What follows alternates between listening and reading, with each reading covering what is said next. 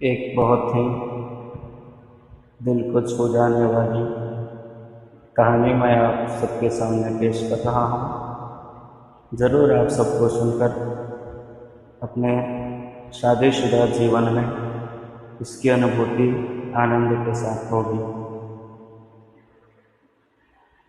College में happy married life पर एक कार्यक्रम चल रहा था जिसमें बहुत शादीशुदा जोड़े हिस्सा ले रहे थे। जिस समय प्रोफेसर मंच पर आए उन्होंने नोट किया कि सभी पति पत्नी शादी पर जोक मारकर हंस रहे थे।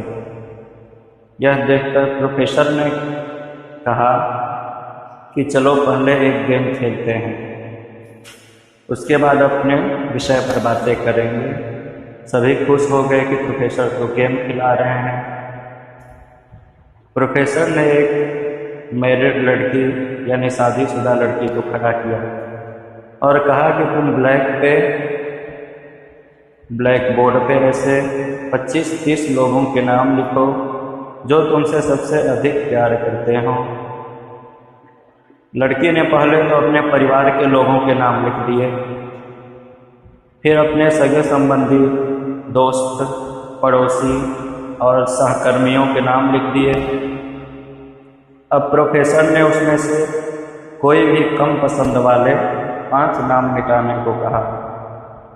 लड़की ने अपने सहकर्मियों के नाम मिटा दिए। प्रोफेसर ने और 5 नाम मिटाने को कहा। लड़की ने थोड़ा सोचा समझा, फिर अपने पड़ोसियों के नाम मिटा दिए।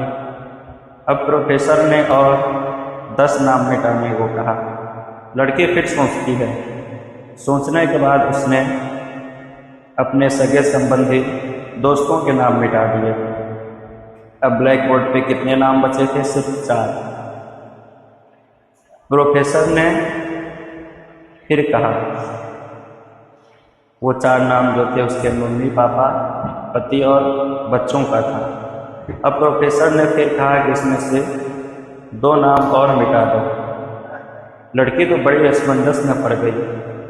बहुत सोचने समझने के बाद बहुत दुखी मन से उसने अपने मम्मी पापा का नाम मिटा दिया। सभी लोग स्तब्ध हो गए, एकदम शांत हो गए जितने वहाँ लोग बैठे थे, क्योंकि वो जानते थे कि ये गेम सिर्फ वो लड़की खेल रही है।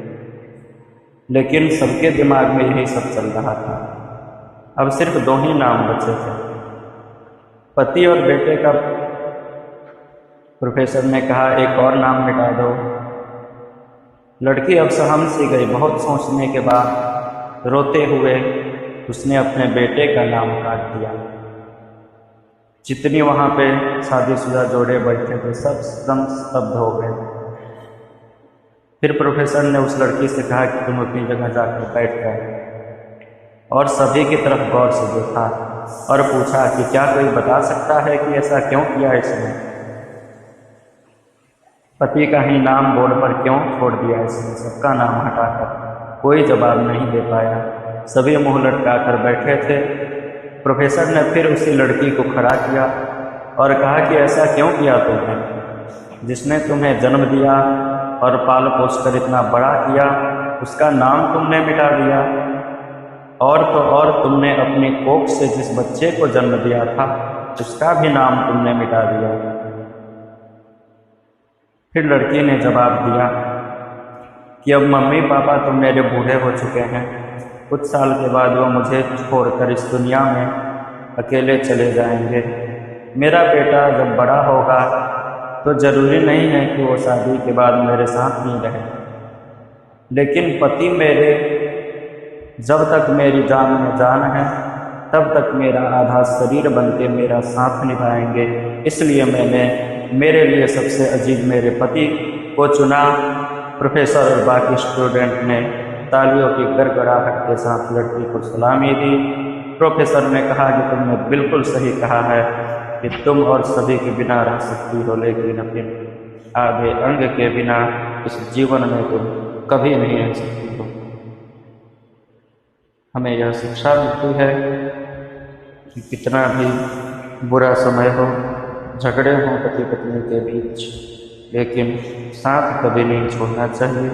यही जीवन की रीत है।